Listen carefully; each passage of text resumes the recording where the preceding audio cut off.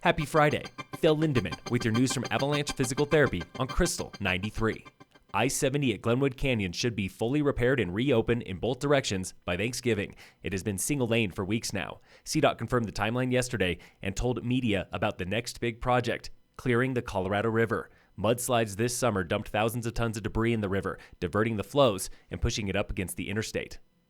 Krystal correspondent Matt Renoux of 9 News is up at Beaver Creek, going on-site at the 250-acre McCoy Park expansion above Strawberry Park. They didn't even start this project until July 1st, and so they've had a real compressed timeline to get this done in time for the season and have been just full tilt boogie up there, working to get this expanded, to get these trails cut, get the lifts put in, and so that's a pretty short turnaround. With this expansion, Beaver Creek's acreage grows by 13%, but the impact is relatively small. It's not like they put snowmaking in. It's all going to be natural snow up there, and so it opens when it opens, and that will be when enough snow has come down from Mother Nature. And so it seems to be a pretty low-impact expansion in that regard. McCoy Park should open this December with 2 chairlifts and 17 runs. It's the latest in a trend of beginner-friendly bowl expansions, like Keystone's upcoming Bergman Bowl project, 1 new chairlift and 13 runs on 550 acres.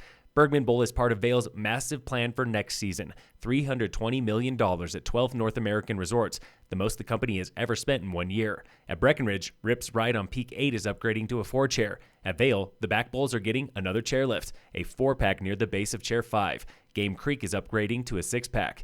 Up north, Whistler gets a new gondola, and out west, they are replacing or installing lifts at Lake Tahoe and Park City, including Vail's first ever 8-person chair.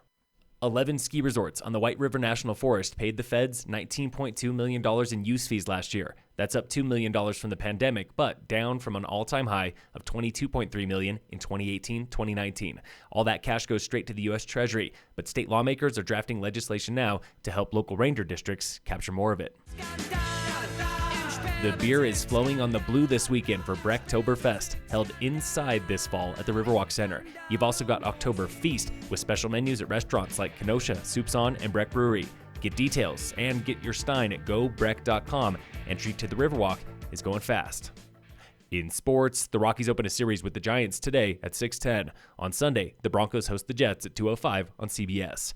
And in local sports, tonight is the homecoming football game at Summit High, where head coach James Wagner is hoping to learn from a road loss last week against Kennedy. We shot ourselves in the foot a lot. I mean, we had 3 touchdowns called back. We had a couple interceptions right after those. The Tigers tonight are up against Middle Park, a tough 2A team. Anytime you have someone scheduled for your homecoming, they're looking to come in and ruin it for you. And, my guys we've had fun at practice, but we've been focused too. Summit enters the night at 2-2. Doors open at 6:30, kickoff at 7, open to the public. In other preps news, Summit High Cross Country's down in Lakewood at the Clement Park Invite today. Tomorrow, Summit Girls Rugby plays Regis Jesuit in Denver. Phil Lindemann with your news from Avalanche Physical Therapy on Krystal 93.